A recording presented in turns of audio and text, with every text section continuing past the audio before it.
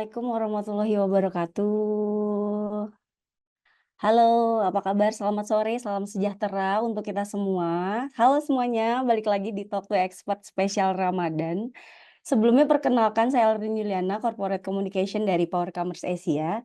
Senang sekali bisa bertemu dengan para peserta yang luar biasa nih pada hari ini. Semoga semuanya dalam keadaan sehat dan bersemangat puasanya. Hari keberapa ya ini ya? Kalau nggak salah kita udah masuk hari ke-5 ya? Nggak terasa udah mau seminggu aja kita puasanya. Semoga lancar terus sampai akhir, sampai kita bertemu Idul Fitri. Acara ini diselenggarakan oleh Power Commerce Asia sebagai bagian dari komitmen kami untuk berbagi ilmu dan pengalaman nyata dari para expert.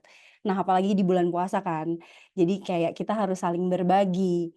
Tahun ini spesial banget Talk to Expert mengangkat tema yang sangat menarik yaitu The Failure Story. Penasaran gak sih bagaimana kegagalan bisa menjadi batu loncatan menuju kesuksesan para bintang tamu kita nih? Nah, ini sesi kedua. Jadi Talk to Expert itu akan hadir setiap Selasa dan Kamis selama bulan Ramadan. Udah tahu dong bintang tamu siapa yang akan hadir pada hari ini? Udah di-spill loh di sosial medianya porcommerce.asia. Ya, hari ini kita akan kehadiran Mas Rizky Wihardi, CEO dan co-founder dari Wisco.id. Sebelumnya, agar acara berjalan dengan lancar, berikut beberapa hal yang perlu diperhatikan ya rekan-rekan. Pastikan mic dan kamera dalam kondisi mute dan mati selama pemaparan atau diskusi berlangsung. Jika ada pertanyaan silakan tuliskan di kolom komentar atau chat, dan nanti akan disimpan, untuk sesi Q&A.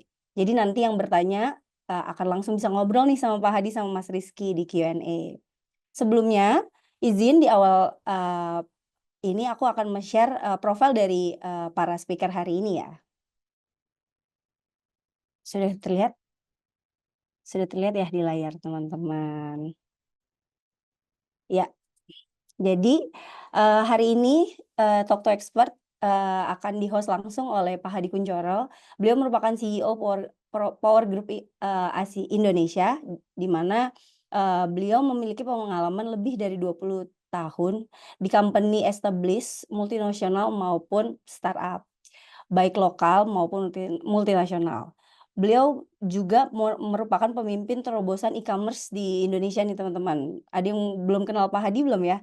Nanti, kita akan kenalan secara langsung sama Pak Hadi. Jadi, sebelum menjadi CEO Power Commerce, beliau juga memiliki beberapa pengalaman di antaranya beliau juga pernah menjadi CEO dari A-commerce Indonesia, Rocket Indonesia, Bearsdorf Indonesia, Ades Water Indonesia, G dan U Logistik Indonesia, dan banyak lagi pengalaman Pak Hadi yang tidak bisa disebutkan satu persatu nih teman-teman. Jadi kayak nanti mungkin bisa full beberapa halaman nih kalau dijabarin semua. Beliau juga selain di eee expertise di, eee selain expertise di, eee, profesional, beliau juga aktif nih di asosiasi.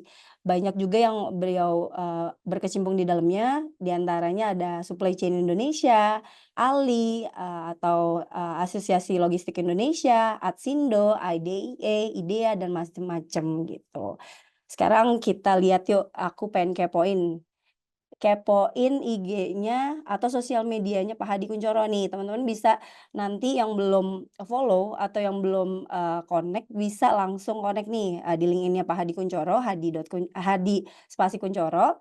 Kalau untuk di Instagram-nya Hadi Kuncoro, O-nya di belakangnya. Kita follow, kita kepoin kira-kira biasanya tuh Pak Hadi nge-share apa aja sih di sosial medianya karena, beliau ini suka men-share-share insight-insight, tentang industri maupun, hal-hal ya lainnya. Jadi kayak teman-teman yang belum follow bisa follow, sosial media Pak Hadi ya. Nah, di sini ke-highlight banget nih, Power Commerce Asia. Kalau beliau itu saat ini, menjabat sebagai CEO-nya Power Commerce Asia. Kira-kira teman-teman mungkin, sedikit akan saya bercerita, mungkin ada yang belum tahu tentang Power Commerce Asia, izin saya, bercerita sedikit tentang, Power Commerce Asia ya. Jadi Power Commerce Asia merupakan, perusahaan teknologi company yang berdiri sejak, 2019. Kami merupakan pionir omnichannel di Indonesia, di mana, kami, eee eee, kami mempunyai misi gimana caranya, eee, omni channel itu, both, online dan offline itu dapat, eee, terintegrasi secara langsung dengan, satu single platform. Jadi kita sebagai tech company, mengintegrasikan seluruh sales channel itu sebagaimana, brand atau perusahaan nanti, dapat, seamless, secara, eee, secara, eee bisnisnya, seperti itu. Nah, di Power Commerce itu kami ada apa aja sih servisnya? Kita punya ada 6. Yang pertama ada Omnichannel E-commerce Enabler, di mana nanti kita dapat mengintegrasikan, bisnis sales channel-nya teman-teman, baik itu B2B, B2C, B2B, B2C, B2G, dari satu platform aja. Selanjutnya kita juga punya, warehouse logistik dan multi fulfillment. Saat ini Power Commerce Asia memiliki 7 gudang di seluruh Indonesia, di antaranya ada di Depok, di Surabaya, Bandung, Jogja, Medan, Makassar, dan Bali, gitu. Selain itu juga kita bisa berlaku sebagai B2B bisnis dan distributor, untuk bisnisnya teman-teman, teknologi solution, untuk, membantu teman-teman memiliki platform omnichannel. Selain itu kita juga bisa support, bisnisnya teman-teman dengan digital marketing solution dan business consulting. Jadi kalau teman-teman merasa kayaknya, kepo nih dengan Power Commerce Asia ataupun sekiranya mungkin Power Commerce Asia bisa, menjadi solusi, bisnisnya teman-teman di sini, boleh dikepoin di www.powercommerceasia, seperti itu. Oke, nggak berlama-lama langsung kita loncat ke profilnya Mas Rizky nih. Mas Rizky Wihardi. Beliau saat ini menjabat sebagai CEO dan Managing Partner di wise.co.id. Beliau berpengalaman sebelumnya, menjadi, Vice President juga nih di Astra International, experience-nya juga lumayan banget nih di, profesionalnya. Selain itu, beliau juga menjadi advisor Business Development dan Funding di Kemenko UMKM RI gitu. Oh iya, Mas Rizky juga pernah jadi Managing Director Ducati Motor di Kalimantan nih, seru banget ya teman-teman. Selain itu Mas Rizky juga aktif di beberapa, asosiasi dan, macam-macam, komunitas nih. Nah, saat ini Mas Rizky di Wise& Co udah meng-handle banyak banget, brand dari UMKM di Indonesia. Nanti mungkin, aku undang Mas Rizky biar bisa jelasin langsung apa itu WISE, karena penasaran juga nih kira-kira, bisa dijelasin secara langsung, WISE itu apa. Mas Rizky udah hadir kan ya? Halo Mas Rizky, Halo Mbak assalamualaikum. Elrin, Waalaikumsalam warahmatullah. Hai hai, Oke, baik Mas berjumpa Rizky, lagi kabarnya kita. gimana? Puasanya lancar? Alhamdulillah, insya Allah hari ini semoga lancar juga. Mbak Elrin gimana? Amin. Ya, insya Allah Mas. Sehat juga, alhamdulillah. Semoga bisa, menjalankan puasa lancar, sampai akhir ya. Tadi kan aku Amin. kayak, nge-spill sedikit tentang Wise, ya amin, tentang Wise& Co. Nah, aku boleh diceritain sedikit nggak sih Mas Rizky, tentang Wise& Co? Mungkin, sedikit penjelasan apa sih, Wise& Co dan, apa, service yang bisa dibantu dari Wise, teman-teman Wise gitu. Silakan Oke, Mas boleh. Rizky. Aku izin share screen, boleh Mbak Elrin? Ya, silakan Mas. Oke ya, baik sebentar.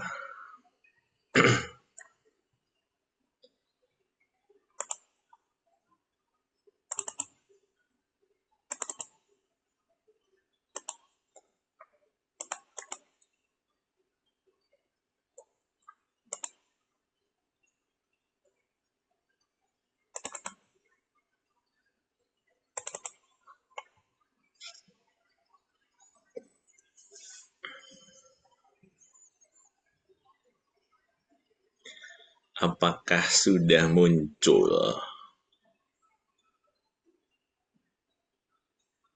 Belum?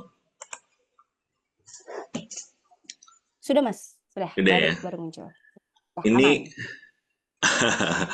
ini sekilas saja buat mungkin teman-teman yang hadir di sore hari ini menjelang buka puasa, mendengarkan kami bercerita. Saya ngobrol-ngobrol dengan Mas Hadi. Thank you ya Mbak Erin dan Mas Hadi sudah mengundang di Talk to Expert sambil ngabuburit. Nah, sepertinya tadi Mbak Arin juga udah ceritain sekilas, thank you udah dikasih gambaran. Saya tambahin sekilas aja buat teman-teman sebenarnya WISE itu apa.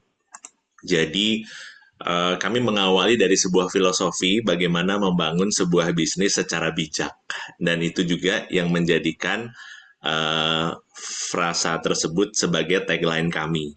Grow your business wisely. Kami percaya bisnis yang bisa dibawa panjang, yang bisa dibawa dan diturunkan, diberikan legasinya kepada next generation, itu memang yang dibangun secara bijak. That's why kami menggunakan ini sebagai tagline kami, grow your business wisely. Dan melengkapi tadi ceritanya dari Mbak Elrin, memang saat ini kalau precise-nya kami udah dampingin sekitar 417 Indonesian brand. Dan 400-an brand ini tersebar di lebih dari 20 negara. Tapi semuanya perusahaan asli Indonesia.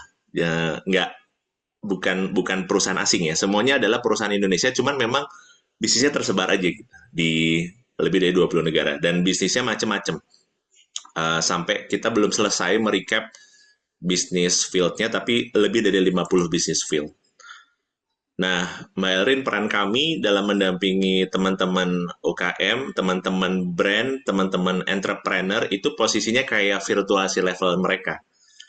Kami ada di lehernya business owner, dan sesekali kami juga merangkap nih menjadi C-level mereka tapi virtual. Karena tugas kami adalah transferring knowledge, problem solving, dan kedepannya mereka bisa jalan secara mandiri gitu. Dan Oh. ini mungkin beberapa brand-brand yang teman-teman pernah lihat sekilas gitu di sosial medianya teman-teman. Ada Torch, ada Ria Miranda, ada Dan Blank, ada PLN, Papa Kibo, macam-macam sih. Dari yang perusahaan fashion ada, manufacture juga ada, jasa juga ada, kreatif juga ada juga. Gitu. Yang kami lakukan ada dua. Yang pertama, kami ada namanya Wise Fishery. Kami melakukan pendampingan secara private dengan perusahaan-perusahaan yang ingin dikuatkan fundamental bisnisnya. Dan ini sebagai gambaran ya, visualisasi aktivitas kami bersama klien-klien kami, ada yang dilakukan di kantornya mereka, di kantor kami, di gudangnya mereka, memetakan terlebih dahulu masalahnya apa untuk kita beresin bareng.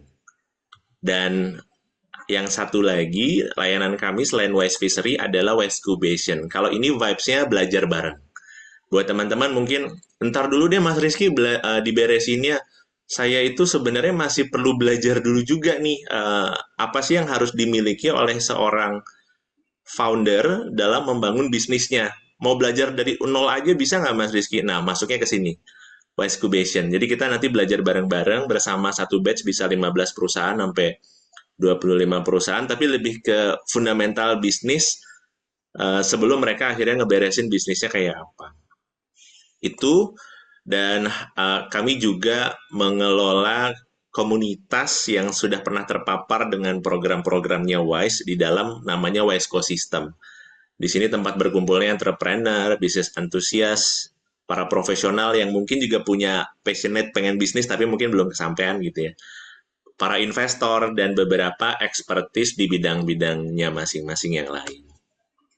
Nah, mungkin itu penutupnya, ini gambaran aja visualisasi kalau kami lagi ke kandang. Ini bukan kandang deh, ini gudang telurnya klien kami yang ada di Blitar gitu ya. Terus ada, ini jualannya drone. Ya, jadi lagi ada produk launching, kita juga hadir di sana. Ini di Bali, terus ada di gudangnya klien lagi gitu. Jadi memang tempatnya berpindah-pindah tergantung motretnya di mana. Kurang lebih itu buat teman-teman yang kebayang pengen, boleh dong Mas Rizky dipotret dulu atau mulainya dari mana ya Mas? Nah, ini aja dulu. Klik di advisory.wiseco.id atau boleh screenshot di halaman ini, ada nomor WhatsApp-nya juga 0812 9998 1708 atau ke Instagram-nya Wise di wiseco.id. Terima kasih Mbak Elrin. Ya, Mas Rizky, wah seru banget penjelasan singkat tentang WISE teman-teman tadi. Kalau emang yang mau tahu bisa langsung ya. Tadi udah dikasih juga kemana harus mengklik. Jadi udah bisa langsung direct ke sana. Nah, sekarang tanpa berlama-lama lagi kita mulai aja langsung acara utama. Kita undang langsung Pak Hadi Kuncoro, CEO for Commerce Asia untuk melanjutkan sesi ini. Bapak, saya persilakan Pak Hadi bisa langsung ngobrol dan chit chat dengan Mas Rizky. Silakan Pak Hadi. Terima kasih Mbak Erlin. Alhamdulillah ya Allah. Terima Masya kasih. Allah. Assalamualaikum Mas. Waalaikumsalam. Alhamdulillah Akhirnya di jam yang ya sama Allah. kita ngobrolnya sekarang bareng sama teman-teman yang lain. Kemarin kita berduaan sampai dari asar Berdua. sampai maghrib. Tapi saya ngiri dan protes sama Mbak Erlin. Kenapa Gimana? kamu manggil Mas Rizky Mas, saya Bapak? Saya ini umurnya lebih muda loh. Jadi saya Itu harusnya saya manggilnya protes loh sama Mbak Erlin. Engkong. Mas Hadi. Kamu kalau manggil saya AA, saya dari Sunda. Awis, luar biasa. Akang itu, akang. Silakan A. Oke, baik. Dilanjut. Siap. Terima kasih. Baik, kita mulai ya. Bismillahirrahmanirrahim. Assalamualaikum warahmatullahi wabarakatuh. Teman-teman semua, terima Waalaikumsalam. kasih. Terima kasih untuk sesi yang kedua di Ramadan kali ini, 2025 ini. Seperti biasa, ini adalah kali kedua Ramadan juga. Tahun lalu kita ada Talk to Expert. Kemudian tahun lalu ada beberapa, ada Om Ben dari Torch, ada beberapa, ada Kang Dewa tahun lalu ya. Tahun ini dengan wajah-wajah baru lagi sahabat-sahabat saya. Namun bedanya tahun ini saya akan lebih fokus di tema, temanya adalah The Valor Story. Nah, jadi ceritanya The Valor Story itu begini. Mas Rizky, teman-teman sahabat-sahabat saya kayak kemarin ada tahun lalu ada Kang Dewa, terus kemarin ada Coach Ipul, Saiful Islam ya dan sejenisnya. Saya yakin bahwa kemudian kalau ngomong di panggung itu kalau success story itu inspiratif, easy ya, asik ya gitu lah. Ya, yang saya mau ini ngomongin hari ini gagalnya. Gagalnya, tapi kemudian how to recovery the gagal tadi dan bagaimana bangkitnya. Kenapa? Karena satu filosofinya ada dua sih reason saya dari sejak 2 tahun lalu sebetulnya saya pengen punya program The Failure Story. Wah, Dan ternyata adalah kemudian di US sana itu The Failure Story Community itu besar, Mas. Nah itu bahkan ada TV show-nya gitu lah. Nah saya tuh pengen 2 tahun yang lalu bikin itu, sempat bikin satu episode tapi kemudian harus dihentikan gitu loh pada saat itu, cukup bagus. Nah wow. kemudian kita coba mau lanjutkan lagi nih The Failure Story-nya Indonesia by Hadi Kuncoro kan gitu lah Wih, ceritanya. amin. Yang kedua adalah reasonnya adalah manusia tuh adalah tempatnya salah Tempat. di situ. Nah sehingga kemudian bahwa dan kesalahan itu atau kegagalan itu dan kesalahan itu bukan berarti kemudian salah itu akan terus-terusan menjadi salah. Bisa jadi di dalam kondisi tertentu, di dalam environment tertentu, situasi dan kondisi yang berbeda, bisa jadi hal-hal tersebut, ide-ide tersebut nggak salah dan nggak gagal juga. Tergantung. Nah yang kedua adalah kesalahan atau kegagalan itu kan mahal kalau harus dihadapinya dan dijalaninya sendiri. Benar. Di situ. Kalau seandainya itu bisa nyontek orang gagalnya, biar kita nggak lewat situ, nggak lewatin gagal, kan energi cost-nya, plus terutama energi traumanya, psikologisnya itu yang paling mengerikan dalam kegagalan, terutama di dunia bisnis entrepreneur. Benar. Sehingga lebih baik kemudian juga saya melihat bahwa jangan cuma inspirasi success story. Yes, bahwa orang sukses itu ada polanya. Orang sukses itu bangunnya subuh, langsung baca buku, menjadi pembelajar, disiplin, amanah. Itu kan success story-nya, inspirasinya success story ya, ada polanya ya. Iya, Pola kalau benar. Rasulullah kan pola leadership-nya kan tahulah ada ya. Iya. Amanah, sidik, patonah kan gitu lah ya. Nah, ternyata sebetulnya saya meyakini kegagalan pun juga berpola. biasanya polanya sebaliknya. Nggak teliti, nggak well people, nggak disiplin, nggak detail, nggak macem-macem gitu. Jadi kebalikannya. Nah ini yang mungkin hari ini tematiknya lebih bisnis, tapi bercerita gagalnya. Tapi ini menjadi penting, saya jadi host. Wah, Nah, kalau host nyuruh cerita sukses, gampang. Ini saya lagi mikir nyuruh cerita gagal. Karena biasanya gagal itu kan tabu dan aib ya, gitu loh. bener. Jadi ini PR saya nih, saya sudah sedang belajar men-challenge diri sendiri. Namun objektif sore ini adalah satu, adalah kita pengen silaturahmi. Dan semakin banyak silaturahminya dengan teman-teman juga yang bisa ngikutin. Yang kedua, mudah-mudahan nggak kerasa menuju ngabuburit nanti sampai maghrib. Ternyata kita punya sesuatu yang bisa dapat kita pelajari dan juga kita bisa dapat inspirasikan dari para sahabat-sahabat saya ini. Insya Allah. Jadi dua itulah niatnya. Amin. Nah, dan mohon izin nanti saya recording, Mas Rizky. Siap, Mas Adi. Terus kemudian nanti kita akan masukin di YouTube-nya Power Commerce. Plus kemudian juga akan kita share kemudian kita ada community para entrepreneur sekolah CEO, COO. Jadi kami juga akan share nanti di sana. Siap. Jadi ini benar-benar monggo mau bercerita brand, mau bercerita tentang ini bebas, mau jualan juga bebas di sini. Karena intimate, kita ngobrol intimate itu bebas. Oke. Siap. Mas Rizky, untuk memulai, jadi perjalanan karirnya tadi sudah dibacain. Saya mengenal Mas Rizky pertama kali itu kalau nggak salah sekitar 6-7 tahun yang lalu. Waktu itu bareng-bareng dengan teman-teman dari Safco, seingat saya. Dan di kantor Safira Corporation yang di mana? Dekat Blok A kalau nggak salah. Dekat STLR 77. Betul, di kantor dan di butiknya mereka di Safira Corporation. Benar. Itu. Pertama secara personal kita ketemu. Dan saya pada saat itu langsung impress terhadap Mas Rizky. Waduh. Atas perjalanan karirnya dan sejenisnya. Mas, tadi kan udah diceritakan sedikit banyak, tapi formal ya gitu. Nah, saya mau nanya yang paling exciting selama perjalanan karir itu, baik as an entrepreneur, bahkan pernah jadi profesional juga kan gitu, sebagai profesional.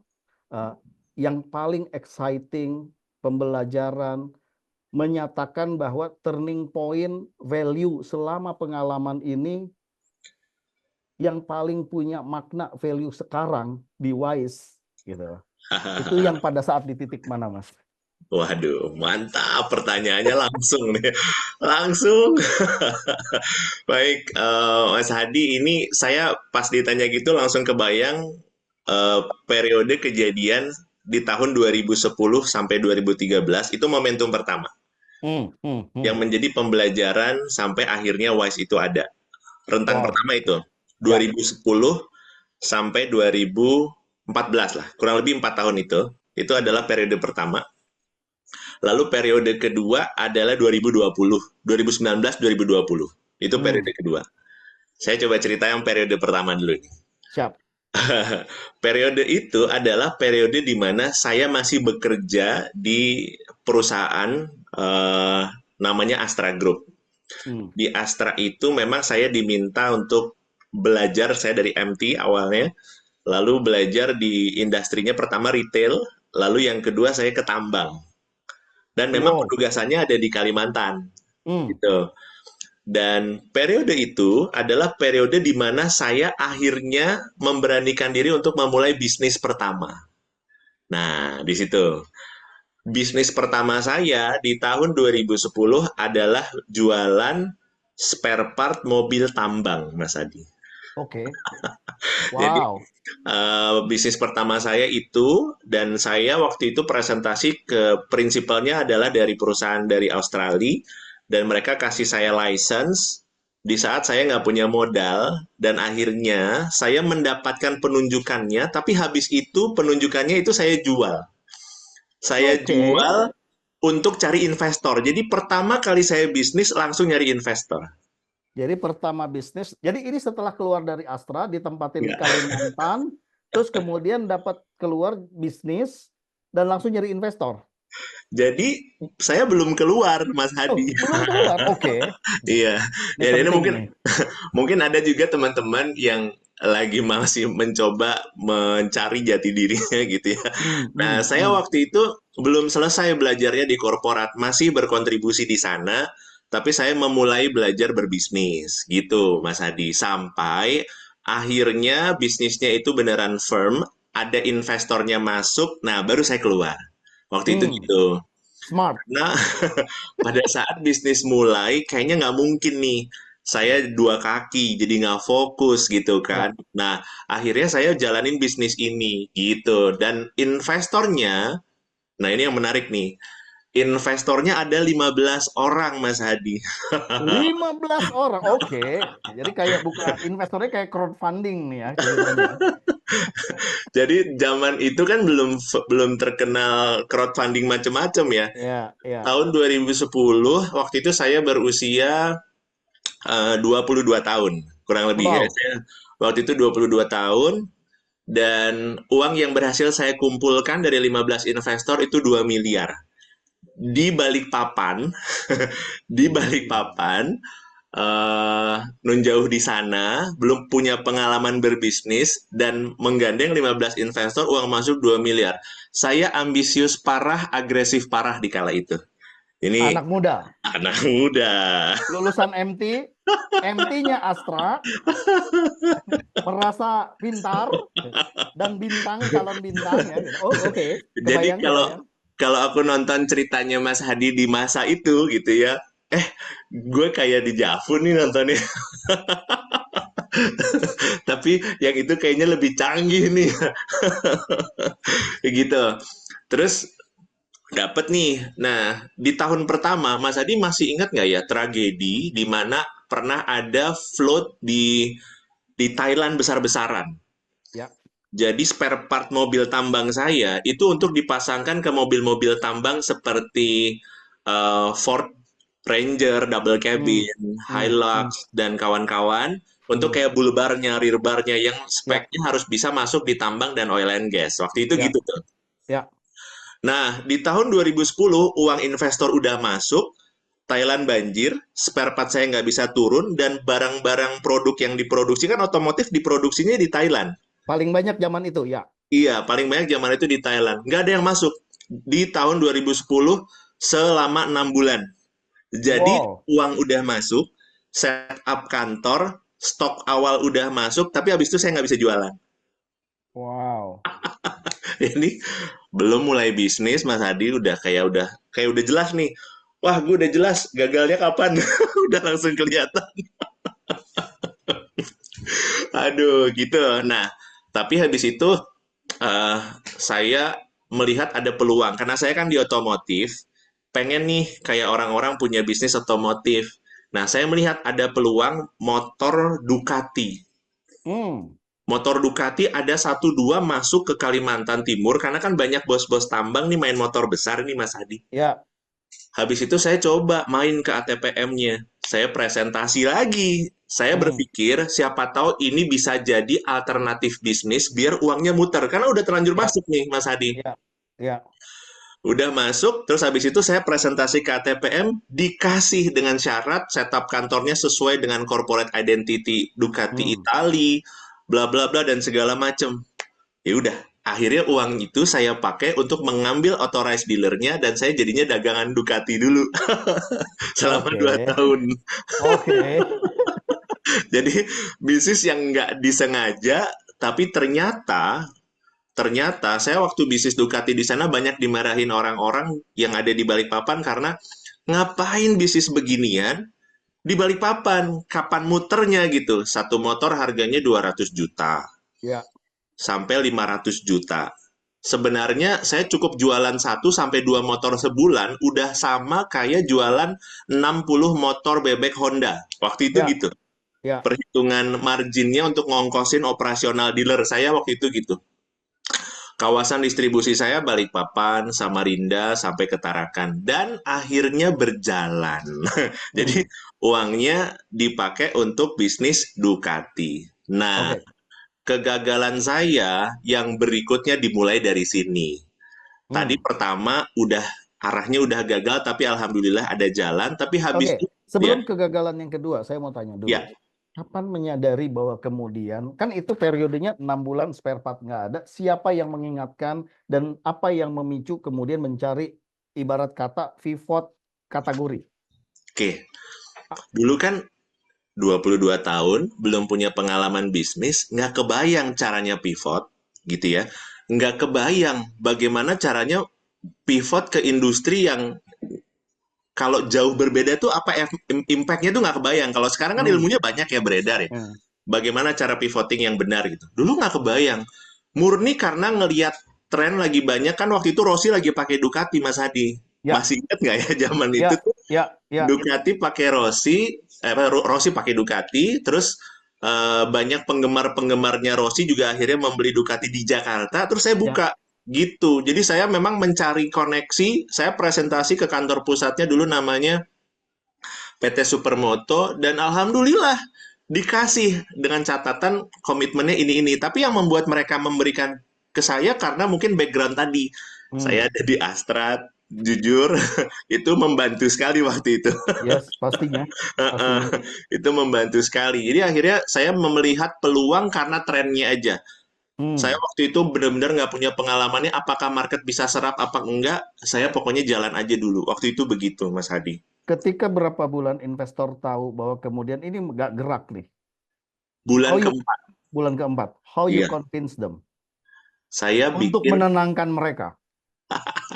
Nah, ini dia. Menariknya, dulu saya punya kemampuan untuk bisa bikin bisnis performance management dan bisnis planning di Astra. Nah, jadi belajarnya dari situ di Astranya ya, kuncinya di situ. Karena tadi Jadi, kan investornya 15 orang, 15 kepala itu nggak gampang loh. Ketika 4 bulan nggak gerak, pasti akan ada yang nanya 2-3 orang itu, nah ya kan? iya, bener. Itu dia. Jadi dari bisnis yang pertama di mobil tambang itu ke Ducati itu saya modalnya memang pakai bisnis proposal dan kemampuan kepercayaan diri untuk memaparkan bisnisnya ke para investor keliling. Saya ngamen total kalau saya nggak salah saya hadir ke lebih dari 30-an 30 apa 40-an orang investor di Kalimantan waktu itu dan yang dealnya adalah Hmm. 15 orang itu gitu Mas Adi jadi memang Dan itu toolsnya pakai itu networknya terbangun pada saat waktu di Astra ya, networknya terbangun saat di Astra benar saat di Astra ya, 30 itu ya. Karena betul saya sekali ngebayang usia 30, tadi 22 22, kalau 2 miliar bagi 15 itu kan anggaplah 150-an juta satu orang. betul iya. Artinya kalau 150 juta itu harusnya orang-orang yang di Kalimantan itu either pengusaha atau yang profesional yang di oil company kan gitu loh.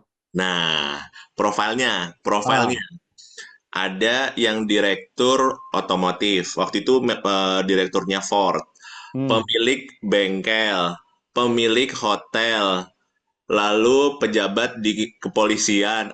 Ini asli random banget Mas Adi.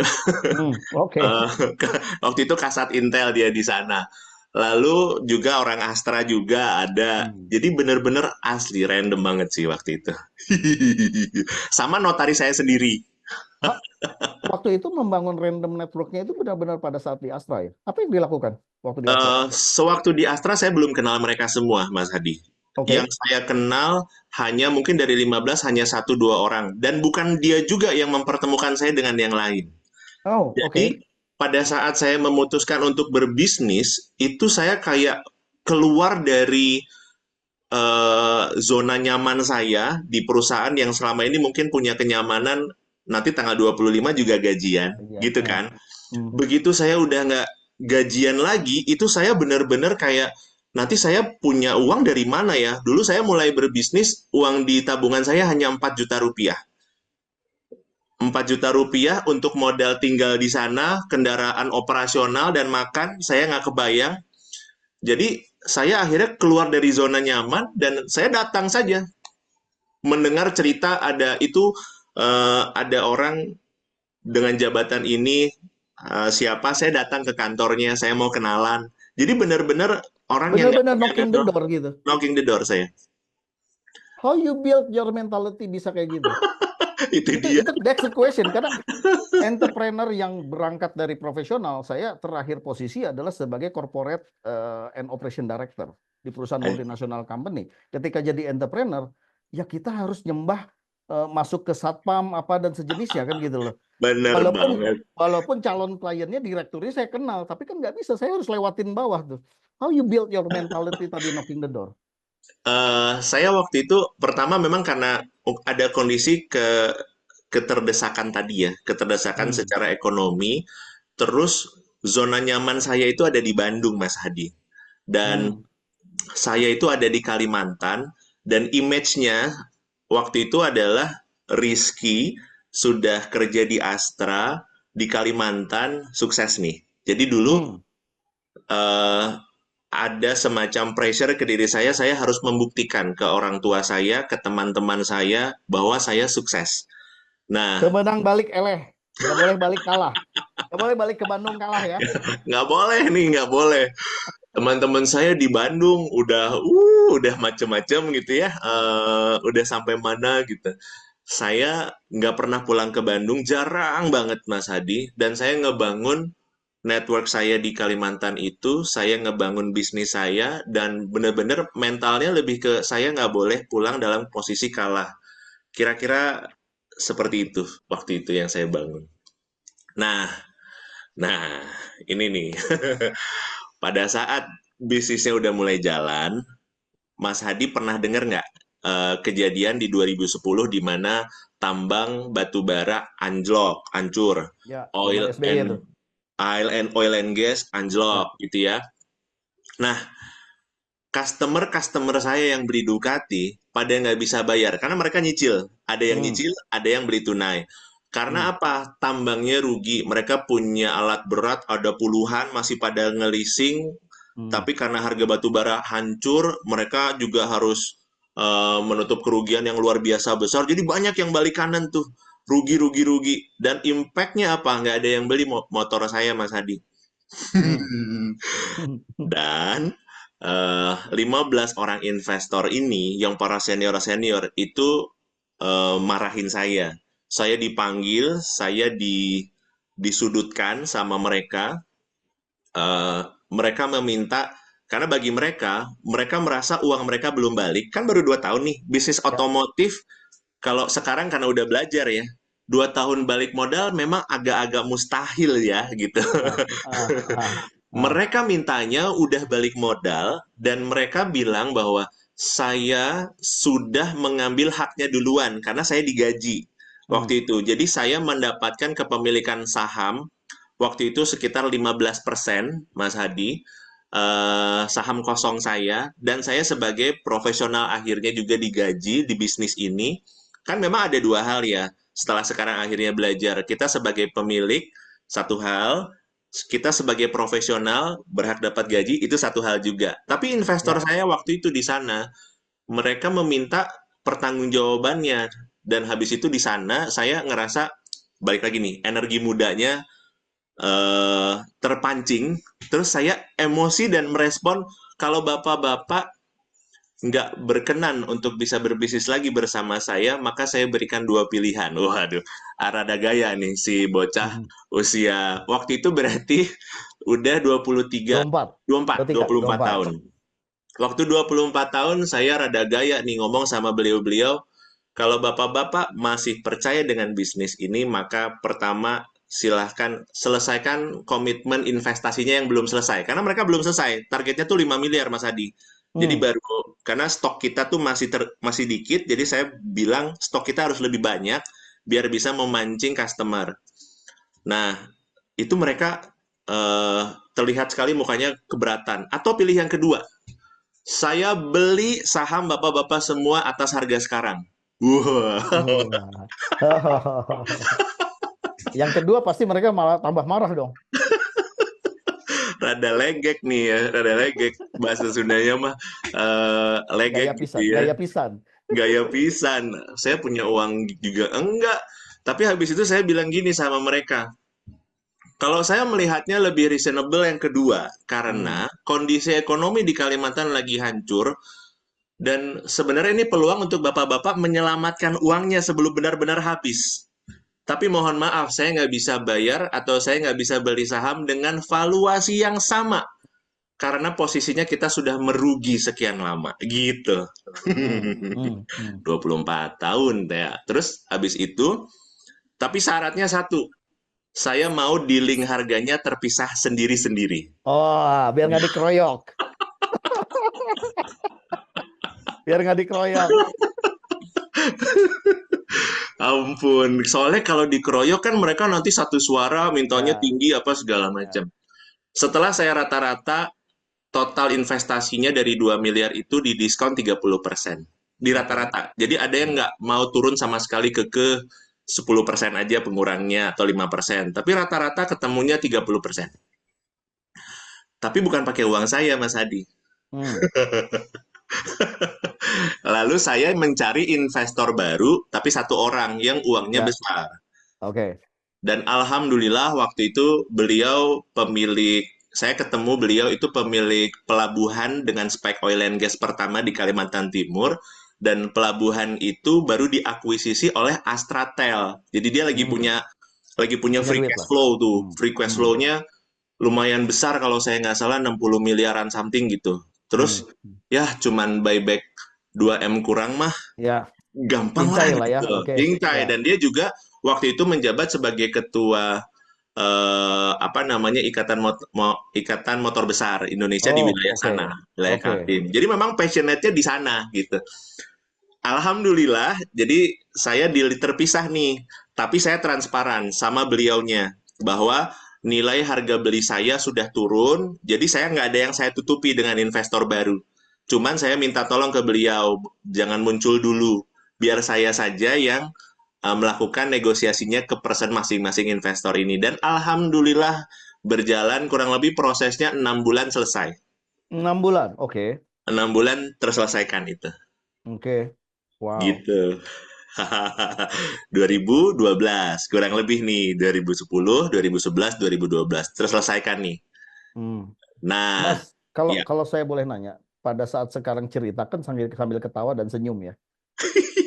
Iya kah? Sekarang, waktu dulu Iya. jalaninnya itu kayak apa perasaannya? Mentalitinya kayak apa yang harus disiapkan tiap pagi? Apakah exciting, gembira, atau kemudian benar-benar mikir, stres, tapi kemudian mau tidak mau harus nothing tulus, artinya kayak gambling aja lah, udah gitu loh. Apa yang Oke.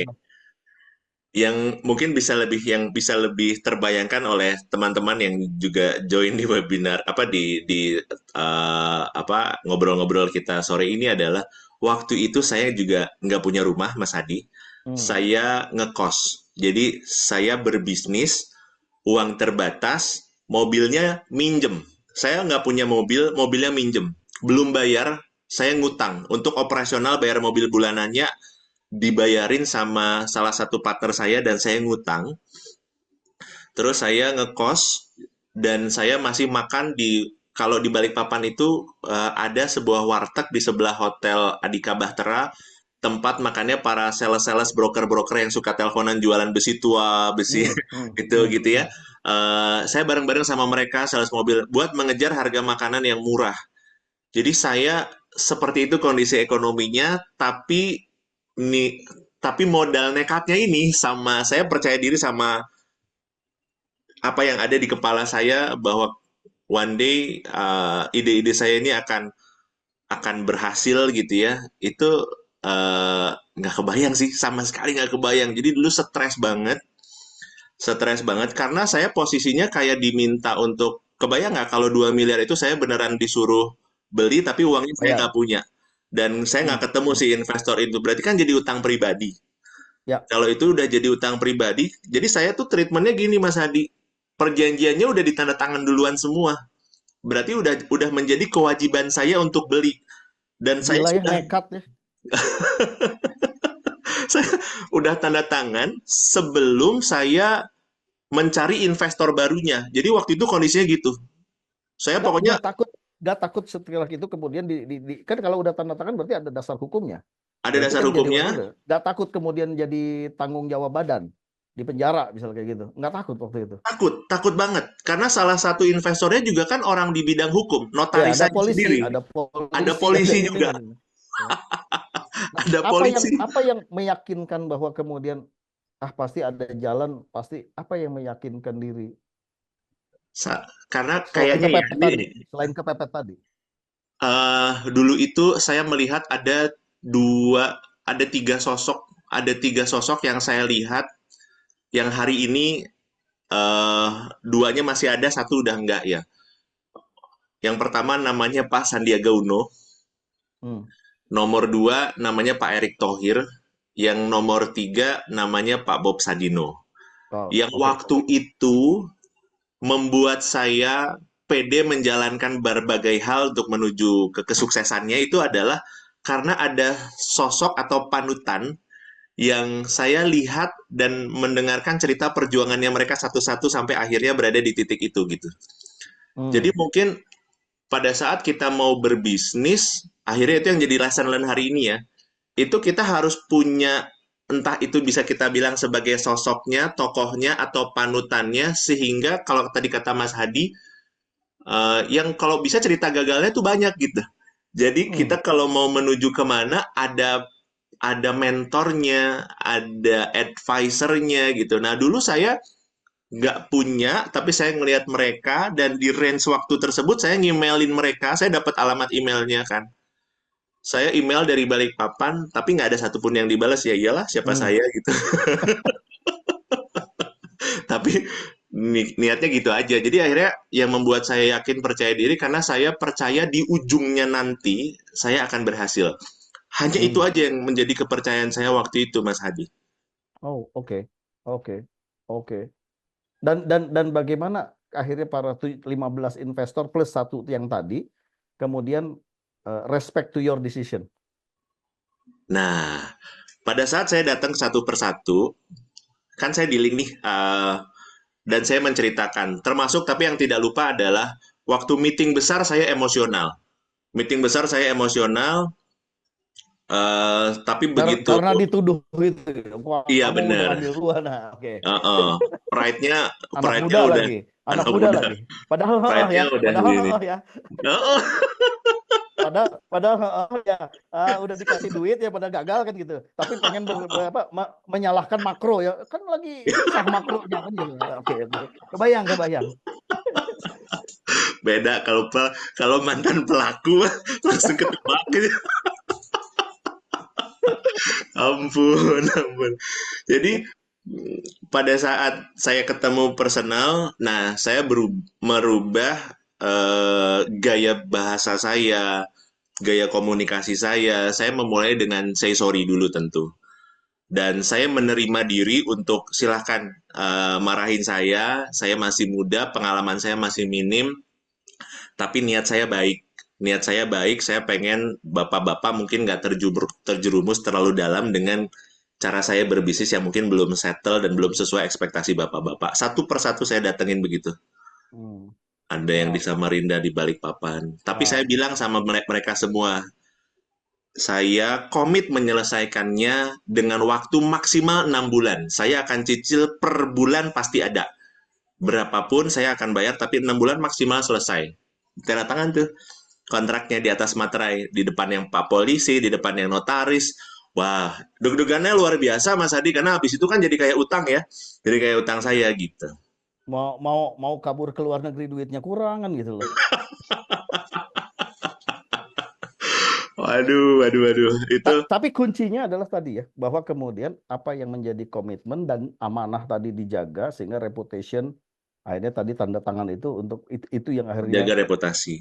dan dalam sisi Mas Rizky pasti dalam hati kita lagian lu sama anak kecil lu percaya aja 2 miliar gitu kan gitu. Tapi dari kacamatanya mereka kan berpikir "Gila, anak muda ini berani dan dia bertanggung jawab dan dia jujur kan gitu loh dari Nah, kacamatanya gitu. mereka. Kira-kira gitu kali ya. Artinya gila, gak gampang loh. Lebih baik kan kabur kan gitu daripada kemudian ngadepin kayak gini. Itu yang poin saya kan gitu loh. Saya di saat yang nanti periode selanjutnya, periode setelah ini, ada yang juga nggak kalah menarik dari cerita barusan berkaitan dengan integrity gitu ya, berkaitan dengan integrity yang akhirnya menguatkan saya gitu. Tapi bener banget Mas Hadi, ada beberapa contoh-contoh yang saya lihat sendiri, memang mereka akhirnya memilih untuk ya udah kabur gitu, Hmm. kabur, terus habis itu apa namanya, ya memulai hidup baru tanpa tanpa rasa bersalah sama sekali gitu. Tapi saya tuh yakin banget bahwa saya pengen hidup panjang, bermanfaat, dan saya harus balik lagi ke tanah ini dengan nama yang bersih gitu. Karena saya nggak tahu kan, suatu saat nanti saya akan ada seperti apa, dan mereka-mereka adalah bagian dari investasi saya juga kan. Mereka investasi saya uang. Saya juga investasi ke mereka kan sebenarnya, dari tenaga Ya, saya, dari waktu saya, dan tadi rasa tanggung jawab, amanah, dan lain sebagainya kan saya investasi ke mereka. Suatu kepercayaan. saat nanti Ya, siapa tahu mereka masih bisa menjadi mitra bisnis saya. Saya yes, udah mikirin yes. itu di waktu itu. Wow, wow, masih kecil, masih muda Masih udah kecil. mikirin gitu. Ya, nah ini jadi sebenarnya ada pertanyaan yang mirip, tapi saya akan tanya dari Mbak Wulan Firyani. Mas, Ya. ketemu dengan investor si penyelamatnya tadi gimana dan gimana ngeyakininnya mereka, Mas? Nah, ini dia. Padahal udah kepepet juga kan, udah tanda tangan pribadinya, dulu kan baru nyari kan investornya. Agak agak Bener, agak gila juga nih orang gitu loh. bener. Jadi kan saya itu tadi saya cerita ya, background saya nggak ada mobil, mobilnya minjam. Saya nggak ada rumah, saya ngekos. Sampai akhirnya saya memutuskan, saya nggak pakai mobil, tapi saya pakai motor aja, Mas Hadi, untuk operasional. Tapi motornya Ducati. Wow, oke, 200 juta tahun 2010. Itu lebih mahal Kan, dari Avanza kayaknya. kan jualannya itu, Ya, ya. ya, ya, ya, ya, Kalau ya, ya, kita ya. nggak pakai itu, gimana coba, ya kan? Saya Hmm. akhirnya beli Ducati, saya ingat banget. Punya dealer motor Ducati baru, tapi saya belinya motor Ducati bekas di wilayah Sidoarjo, platnya W. Oke. Biar karena harganya bisa lumayan lebih miring. Kalau Iya. nggak salah saya beli 180 juta harga second ya kala itu. Oke. Saya Oh. bawa ke Balikpapan. Nah, habis itu saya jadinya main motor besar, berkomunitas lah saya, touring, dan ketemu sama network-network baru. Hmm. Salah satunya beliau. Gitu. Wow. Nah, beliau hari ini masih sehat. Kemarin saya nggak sengaja banget ketemu pas saya lagi ada dinas ke Balikpapan, baru bulan-bulan 2 bulan kemarin, dan sekarang beliau ada di anggota dewan. Nah, Wow. si beliau ini itu ketua ikatan motor besarnya kan. Ketemunya di mana? Di berkomunitas itu, tapi nggak ngomongin bisnis sama sekali awalnya. Hmm. Begitu saya udah megangin kontrak-kontrak untuk komitmen pembelian saham tersebut, saya menawarkan ke beliau, dan waktu itu beliau lagi di mana coba Mas Adi? Saya di Balikpapan, beliau lagi driving di SCBD Jakarta. Hmm. Hmm. Hmm. Terus pada saat saya tawarkan ke beliau tentang prospek bisnis ini, oh oke, boleh, saya lagi di driving di SCBD. Mas Rizky di mana? Waduh, Bapak masih lama nggak di sana? Ya boleh.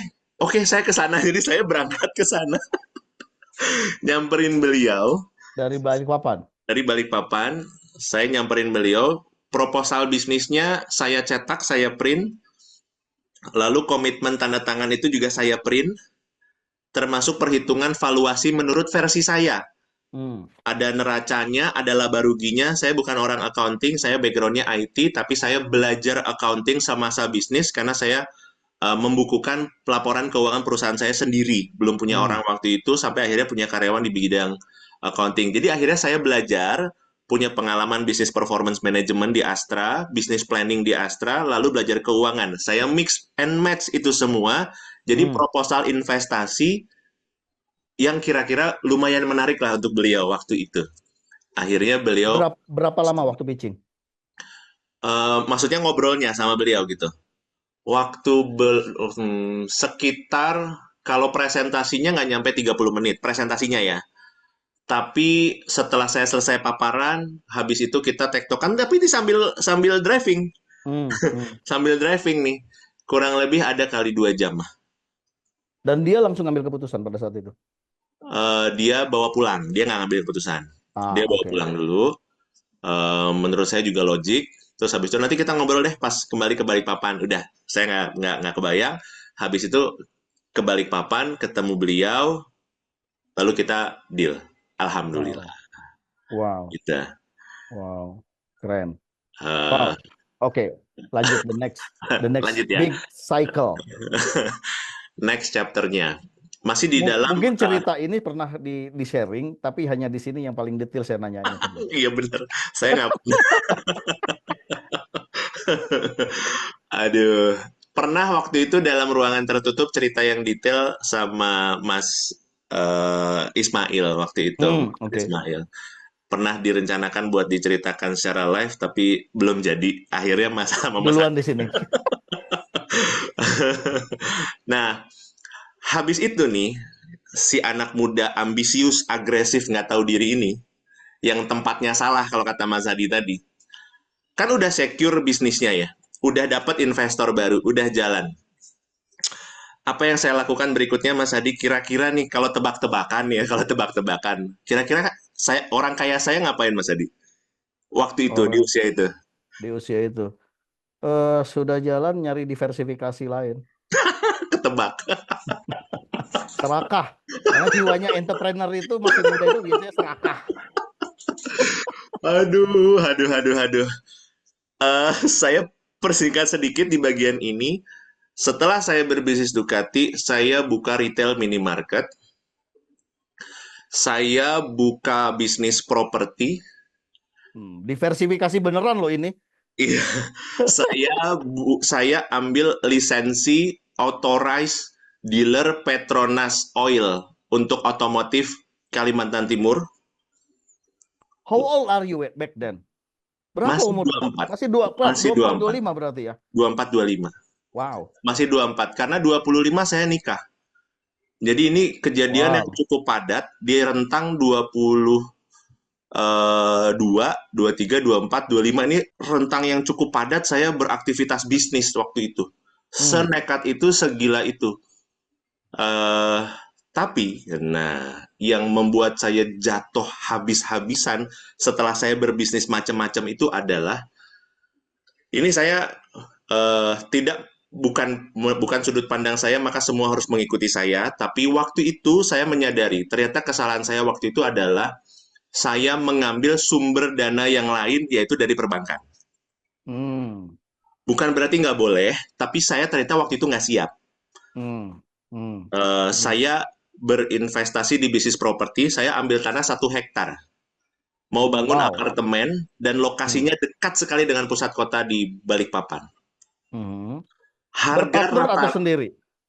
saya berpartner. Jadi saya bikin kongsi baru dengan pengusaha yang lain yang baru pada ketemu setelah saya bisnis Ducati. Jadi pada saat saya bisnis Ducati, ternyata saya memahami dan menyadari bahwa oh, jadi bisnis itu ada yang kita bangun untuk mengincar profit. Ada juga bisnis yang kita bangun untuk menarik potensial investor buat the next journey kita. Ada. Nah, ternyata saya waktu itu Ducati itu. Banyak orang marahin saya kenapa ngambil bisnis yang nggak jelas profitnya, susah jualnya. Ternyata beda ceritanya. Saya ketemu banyak sekali pengusaha dan investor di sana, dan akhirnya saya berbisnis macam-macam. Nah, lanjut ke cerita bisnis properti saya. Saya mau bikin apartemen bersama partner-partner saya.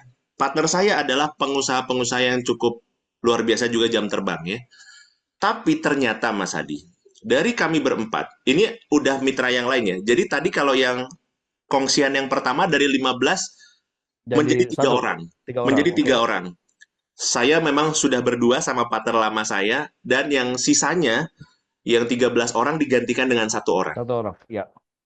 Ini satu grup. Saya bikin satu grup lagi.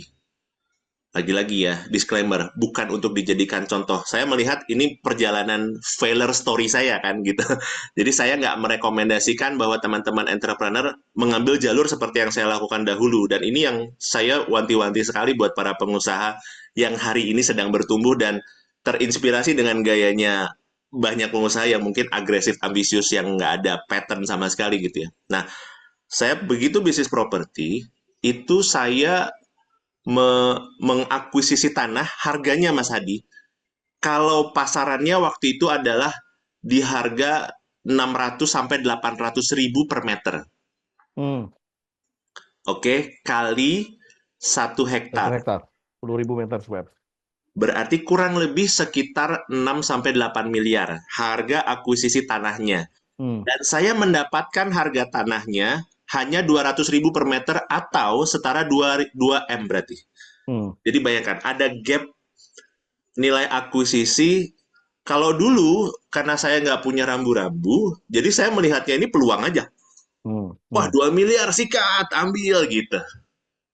Sudah, DP-nya saya waktu itu 500 juta, Mas Hadi.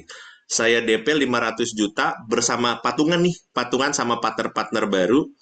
Udah mulai punya duit karena ada investor baru yang tadi masuk. Uangnya saya chip in untuk investasi di properti ini. Tapi saya nggak bisa ngelunasin karena Hmm. nggak punya cukup uang sisanya, dan akhirnya saya Hmm. menjaminkan aset tersebut ke bank, Mas Hadi. Oke, oke. Diputer ya. Aset yang dibeli Diputar dijadiin untuk working capital juga untuk pinjam ke karena bank. kan untuk bangun bisnis properti. Ya. Tahu nggak Mas Hadi, plafon saya dapat berapa? 7 miliar. Hmm. Karena harga pasarannya 6 sampai 8 miliar, Mas 8 Hadi. miliar. Ya, dapat Nilai 90% lah ya. iya, nilai akuisisi saya cuma 2 miliar. Hmm. Lalu saya mendapatkan approval 7 miliar, Mas Hadi. Dan, nah ini celakanya saya. Celakanya saya adalah uang yang udah cair dari bank, tidak saya bayarkan untuk membeli atau melunasi tanahnya. Ini, Oh, oke. ini dia, ini nih. Kan tadi bisnisnya saya ada macam-macam tuh. Pakai uang apa kira-kira? Kan uang ini juga, Mas Hadi. Ya. Udah pakai uang ini, terus saya ada peluang lagi, orang misalkan gitu ya, kayak Mas Hadi, teman saya, Mas Hadi datang ke saya, terus gue lagi ada proyek nih Ki, 1 M, ada uang cepet nggak? Nanti proyeksinya gini-gini, oke berapa lama? 3 bulan. Saya cairin, ada yang 500 juta, ada yang 300 juta, ada yang 600 juta, dan itu gone. Teman-teman, Hmm. nah itu tadi, jalan cerita tentang integrity. Dan teman saya itu, yang waktu itu saya gelontorkan uang, ada yang 500 juta, ada yang 300 juta, ada yang 600 juta, itu gone. Sampai hari ini saya nggak tahu mereka ada di mana. Hmm. Hmm. Tapi kalau saya nilai-nilai kerugian, kalau uang yang hilang adalah sekitar 900 juta. Sisanya ada beberapa yang balik, tapi yang udah nggak bisa saya tarik ada 900 juta. Oke. Lalu, 2015 saya menikah. Nah, Hmm. pada saat saya menikah, saya nikahnya di Bandung. Partner bisnis saya yang tadi, kan saya berempat ya, berarti yang 3 orang dari Balikpapan ini datang ke Bandung, Mas Adi, dan memberi kabar pada saat akad. Jadi saya belum mulai akad, 3 orang ini datang ngasih saya kabar. Bro, gue udah dapat keputusan dari pemerintah tentang peruntukan tanah. Jadi kan kita harus Hmm. ngurus izin-izin nih, Mas Adi. Ya, ya. Dan aktenya itu, Mas Hadi, dari tata kota pemerintah eh, itu semua apa namanya, hijau, wilayah Jalur hijau, hijau, jalur hijau. Oke. jalur hijau. Jadi Wah, sekitar nggak bisa 70 dibangun. nggak bisa dibangun. Sorry, Wow. saya itu di 2013, sorry, bukan 2015. Saya menikah kan di 2013. Jadi begitu Hmm. di 2013 itu keluar surat keputusan, aktanya dari tata kota, itu peruntukannya adalah untuk hutan kota, Mas Hadi. Jadi kebayang nggak? Hmm. Udah dapat approval dari bank, cair, uangnya udah kepake-pake, Kepake, ya, asetnya nggak bisa dipakai, nggak bisa dibangun, ya. 70% hijau. Tapi yang saya bingung adalah, kenapa bisa aset 70% hijau padahal dia di tengah kota? Ternyata permainan dari para mafia-mafia tanah di sana, ini ada aset yang digeser-geser hijaunya, biar mereka bisa bangun Punya mereka. properti. Ya. Makanya kenapa harga akuisisinya murah. Bunga 200 juta tadi. Ya. 200 ribu per meter atau Sorry, setara 200 2 ribu ya. miliar 2 untuk miliar. 1 hektar. Nggak make sense sebenarnya, tapi saya cuma ngelihat itu sebagai peluang. Dan saya jatuh lagi. Mau akad, udah ngeblank Mas Adi. Saya Tapi, mau, tapi sah tapi kan. Waktu ini Cuma satu. Tapi sambil liar mikirnya blank gitu loh. blank. Apa yang disahin ya tadi ya? Dan saya minta waktu itu sama IO-nya saudara saya sendiri, di print aja, di print. Akadnya di print, saya baca aja, saya baca. Saya nggak sanggup. Bulan Maret 2013 pada saat saya mau baca itu, wah udah, subhanallah. Jadi Yang kurang ajar temennya yang bertiga. Ntar dong habis akad gitu loh. bener, bener banget. Kenapa ya dia harus ngasih taunya sebelum akad? Jangan-jangan Untung sah loh. jangan-jangan ada dendam pribadi nih sebenarnya. Coba dirunut lagi ke belakang. Ya Allahu Akbar. So Dan it's tahu nggak always Mas? the learning. It's always the learning. If something you can get something very cheap or unreasonable price, that should be even Ya, more harus di digging lagi. Kenapa gitu? bener, bener banget. Jadi kita nggak bisa percaya. Makanya kalau frase yang sering banget kita dengar, too good to be true. Udah deh. Hmm. Hmm. Kalau ada sesuatu di bisnis yang too good to be true, better gali lagi lebih dalam. Ya, wow. Bener-bener true apa nggak? Karena saya merasakan itu sendiri. Dan pada saat saya habis itu dapat Dan keputusan, gilanya kan kalian berempat. iya. Kenapa sama-sama tidak ada yang mengingatkan? Nah, menariknya adalah tiga partner saya, tiga partner saya itu udah blacklist di bank. Dan saya baru tahu. Hmm. Dan saya baru tahu, oh pantes kenapa pakai nama saya. Waktu itu I saya masih see. pakai CV, Mas Hmm. Hadi. CV-nya atas nama saya, nggak ada nama-nama mereka di dalam CV itu, karena memang CV juga badan usaha, bukan badan Ya, hukum. Ini pelajaran ya. lagi. Nama CV-nya Rezeki Wahyu Abadi, oh masih pakai nama jadul berat gitulah, pakai namanya Ah. saya Rizky gitu, Rezeki. Dan itu ternyata kan nggak ada kekuatan hukumnya, jadi kalaupun ternyata saya ada hutang piutang, saya Dirimu bisa yang kena kejar sampai karena aset CV. pribadi, CV karena karena CV CV. untuk pribadi. Ya. Karena Wow. untuk pribadi. Jadi akhirnya bertiga ini udah pulang dia. Terus habis itu saya harus memikirkan bagaimana caranya untuk bisa membayar ini semua. Wah, kira-kira begitu. Saya menikah. Nah, pada saat saya menikah, saya ada satu waktu baru masih menikah nih. Saya pulang ke Bentar, eh, bentar. ya. Malam pertama sukses tapi kan. Oh, itu nggak boleh ditanyain lagi puasa. Itu hanya di tongkrongan yang lain. Langsung ingat puasa puasa, oke. Ya Oke, lanjut. Allah. Ya Allah.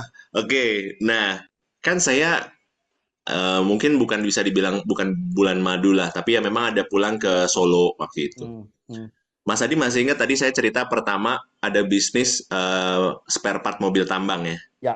Oke, masih jalan, masih jalan. Saya supply-nya ke Trakindo, Hmm, saya supply-nya ke TIS gitu hmm, ya. hmm, hmm, Nah, pada saat saya lagi di Solo, tiba-tiba nih saya ditelepon oleh pejabat bank yang mencairkan dananya tadi bahwa dia lagi melakukan sidak ke Balikpapan. hmm. Karena katanya gini, ini siapa? Ada anak muda usia 24 tahun mendapatkan pencairan sebesar plafon 7 7 miliar. miliar. Hmm. Memang ada waktu di situ saya eh, ini nggak deh, saya nggak berani kalau yang ini nyeritain. Ntar di ruang tertutup aja. Di ruang Oke, tertutup tapi aja. eh, tapi akhirnya mereka sidak dan sialnya, saya mungkin bilang sial. Memang ini tegurannya buat saya adalah saya nggak ada masalah dengan kantor atau workshop si spare part mobil tambang. Tapi Mas Hadi, pada saat mereka datang ke kantor saya, tahu apa yang terjadi? Kantor atau workshop saya itu di polis lain, Nah, bukan oke. seorang bank. Saya kan nyewa, Mas Hadi. Hmm, Jadi hmm. ternyata pemilik lahan di mana tempat yang saya sewa itu tanahnya sengketa. Oke. Wow. Bukan mau saya kan? Ah, Tanahnya sengketa kan milik dia. Saya kan hmm, penyewa aja. ya. Tapi sialnya, begitu orang pejabat banknya datang, Tidak. kantor saya, workshop saya dipolis lain karena lagi sengketa. Dan langsung disimpulkan bahwa Rizky Wihardi adalah nasabah yang melakukan fraud. Langsung saya diancam call 5. Uh, langsung call 5. Wow. Langsung diancam call 5 dan di bulan depan langsung call 5 untuk bank lokal, banknya dia, baru nanti diajukan untuk di bank nasional. Sehingga saya dikasih waktu hanya 1 bulan melunasi seluruhnya. Bayangin Mas Adi. Hmm. Ke istri cerita nggak? Semuanya cerita. Oh, cerita. Oke. Semuanya cerita. Nggak ada yang kelewat. Dan sebelum menyesal lebih lanjut, istri memutuskan lanjut atau masih lanjut lah ya. Alhamdulillah. Karena beliaulah saya masih ada sampai hari ini. Karena Allah pertama, yang kedua melalui beliau juga untuk menguatkan. Subhanallah. Jadi, dan lebih nggak kebayang lagi di kala itu Mas Hadi. Bisnisnya dan Petronas, tadi saya cerita ya, ada Ya, distributor oli oleh Petronas. Petronas ya. Semua SPBU Petronas disuruh hengkang dari Indonesia. Ya. Dan bisnis-bisnis turunannya juga mendapatkan sentimen negatif dari pasar, Mas Adi. Ya. Jadi subhanallah, langsung berguguran. Awalnya kayak bagus banget jalan ceritanya, dapat investor ini apa dan segala macam. Spare part mobil tambang keok. Ducati keok. Petronas keok. Properti nggak bisa jadi bangun semua. Gila tuh. Akhirnya saya bertahan hidup dari satu bisnis. Semuanya masih ada, Mas Hadi. Belum ada yang ditutup, semuanya masih ada. Tapi saya harus jujur, ekonomi saya diselamatkan dari bisnis retail. Oke, malah retail ya. Yang lama minimarket yang saya bangun di sebagian besar yang saya diversify tadi. Dan itu juga kan yang kita ketemu, Mas Hadi, waktu Yes, itu. Kita kan betul, ketemu betul. ngobrolin retail. Retail, betul, betul. Uh-uh. Waktu itu saya mau ngomongin halal plaza dengan ke pesantren waktu itu. Iya. Ya. Dan saya bertahan hidup dari bisnis retail saya. Dan bisnis retail itu yang akhirnya saya bisa nyewa kantor di bisnis retail saya itu di SPBU, Mas Hadi. Tuh kan bener kan? Banyak untold story walaupun followernya udah ada, malah denger di sini lebih detail nih. Iya sih ya. Kayaknya memang harus ditanya oleh orang yang tepat gitu ya, dipancing oleh orang yang tepat. Kalau nggak berani gitu ceritanya. Kadang soalnya sedih juga sambil cerita tuh saya sedih banget ngerasain, dan alhamdulillahnya Allah masih kasih saya umur gitu. Sehingga saya bisa menyelesaikan beberapa kewajiban-kewajiban itu semua. Masya Allah, itu yang penting. Iya, kebayang kalau di saat itu usia saya dicabut gitu ya, disentikan sama Allah, terus kan saya jadi punya utang di akhirat yang nggak bisa saya bayar. Waduh, nauzubillahi min zalik ya. Itu istri yang repot itu nanti. Wah, Waduh. gue belum setahun nikmatin, gue nanggung seumur. Aduh, repot deh, repot abis itu, repot abis.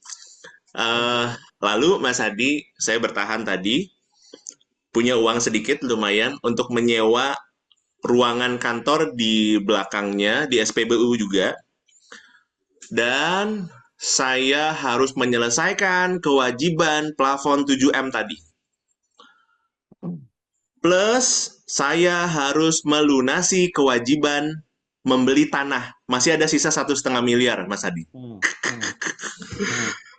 Nggak kebayang, Mas Hadi, usia masih 25 juga masih berjalan, belum punya tabungan yang cukup, aset nggak ada. Kewajiban segitu, menurut saya berat banget sih. Saya kalau ngebayangin, saya kayaknya nggak kebayang sih, saya nggak mampu harusnya kalau bukan karena Allah sih kayaknya nggak mungkin sih.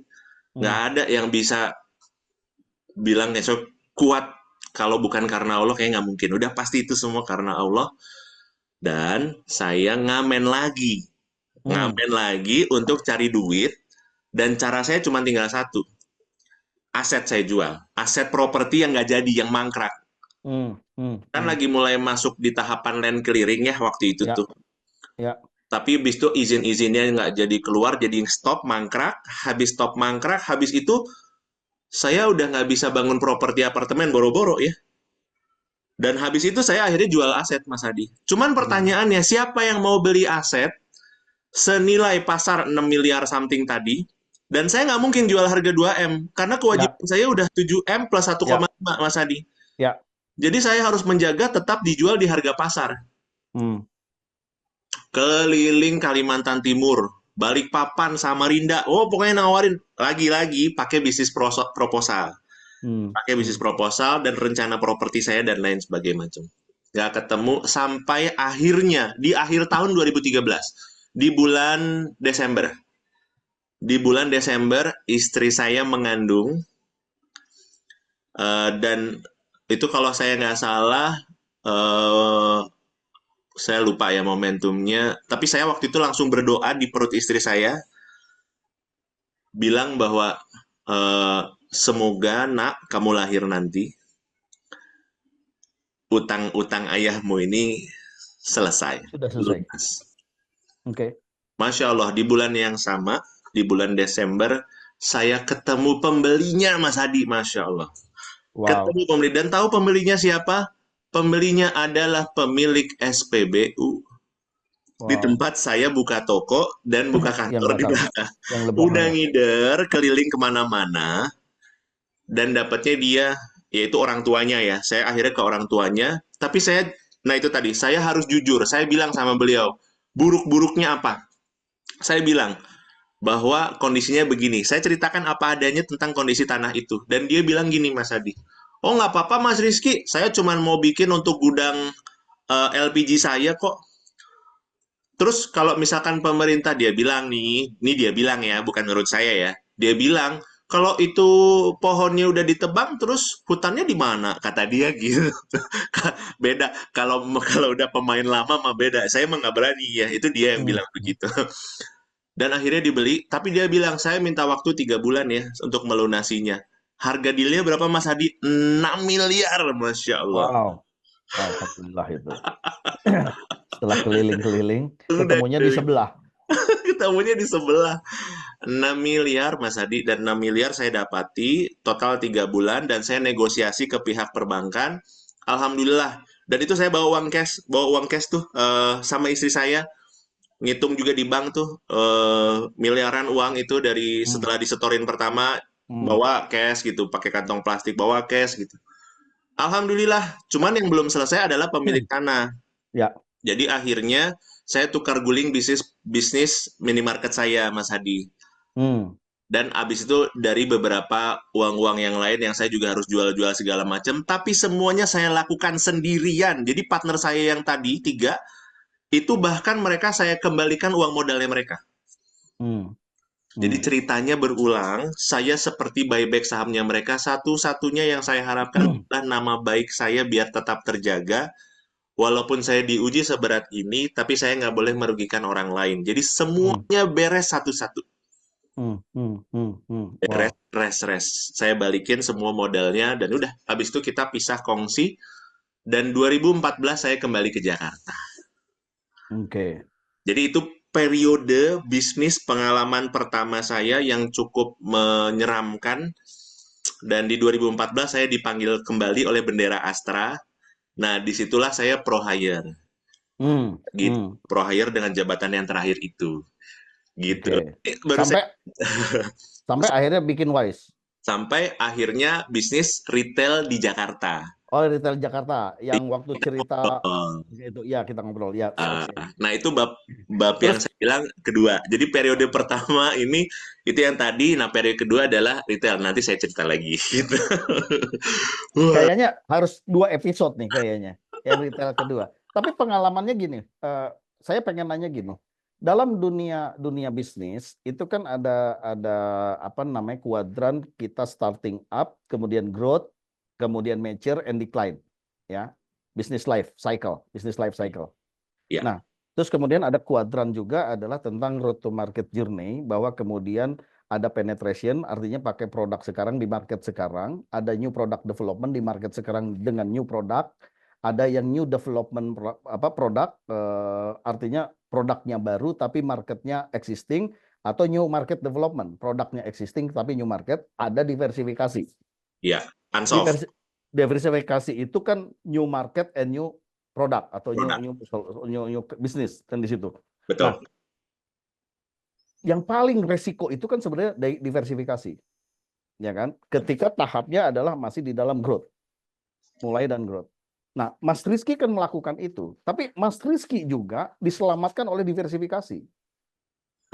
Iya. Anda dihancurkan oleh diversifikasi, tapi Anda juga dihancurkan oleh diversifikasi. Mas Rizky lebih mempercayai yang mana? Kalau saya selalu berbagi dan sharingnya gini. Ketika lagi growth, fokus satu core-nya. Jangan diversifikasi dulu. Kalaupun mau new product development atau new market development. Ya. Kalaupun mau. Sampai kita jadi top 3 lah, minimum top 5 atau number 1. Ya. Kalau sudah mature and number 1, baru diversifikasi. Kalaupun mau diversifikasi, bentuknya bukan diversifikasi bisnis, tapi investasi. Ya. Investasi yang nggak perlu kita ikutan di situ. Ya. Di situ. Nah, Mas Rizky pada saat itu dan yang sekarang, gitu, Ya. mengadvise-nya secara arif dan bijaknya, apakah diversifikasi akan juga diversifikasi menyelamatkan, tapi ceritanya Mas Rizky, atau diversifikasi justru lebih baik fokus dulu, nanti sudah matang udah dari nomor 1 baru diversifikasi. Mas Rizky yang mana, Mas? Dengan kondisi sekarang advice-nya seperti apa? Oke. Ada satu cerita yang membersamai proses belajar bisnisnya saya. Itu ada satu buku namanya, penulisnya adalah Robert Kiyosaki, yang mana banyak banget orang pasti baca itulah, para pebisnis. Rich Dad, Rich Dad Poor Dad, ya, yang paling terkenal. Tapi ada buku lain. Hari ini saya kontra. Hari ini saya kontra. Oke. Dulu saya benar-benar mainnya kan itu kita main pindah kuadran. Uang orang. Uang buat bisnis gede ya nggak pakai uang sendiri. Kurang lebih salah satunya ada ilmu yang itu. Tapi saya nggak mau begitu gitu. Sekarang. Waktu itu karena saya masih sangat-sangat, saya bilang sangat-sangat bodoh, minim sekali ilmu pengetahuannya, nggak punya mentornya. Jadi saya langsung percaya apa adanya dengan kisah-kisah yang seperti itu.